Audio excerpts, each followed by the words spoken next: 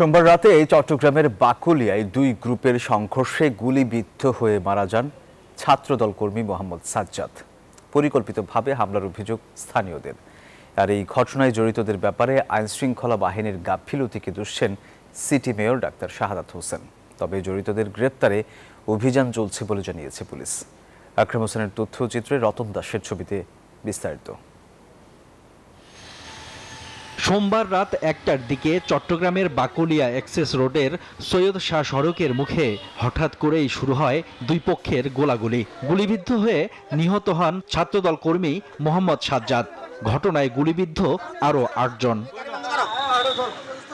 স্থানীয়রা জানান, ব্যানার লাগানো নিয়ে ঘটনার সূত্রপাত হলেও ঘটনাটি পূর্ব পরিকল্পিত।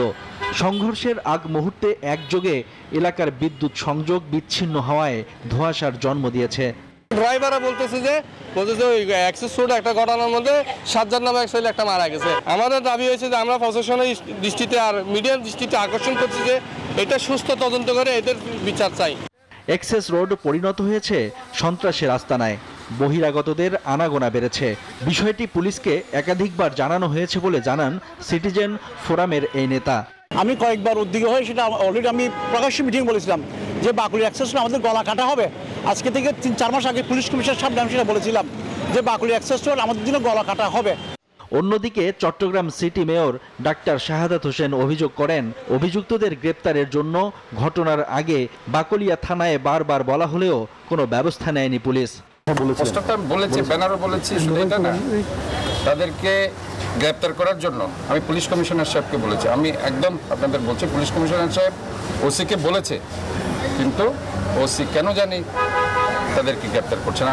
আমি বলেছি যদি আমার দলেরও কেউ যদি তাদেরকে শেল্টার দিয়ে দরকার হলে তার বিরুদ্ধে ব্যবস্থা নাও। পুলিশ বলছে সিসিটিভি ফুটেজ বিশ্লেষণ করে ঘটনায় জড়িতদের শনাক্ত করে দ্রুত গ্রেপ্তার করা হবে। ঘটনার পর থেকে আতঙ্ক ছড়িয়ে পড়েছে পুরো এলাকায়। Desk report, news 24। বান্ডেল থাকলে প্রতি সেনমানিতে টাকা বাঁচবে।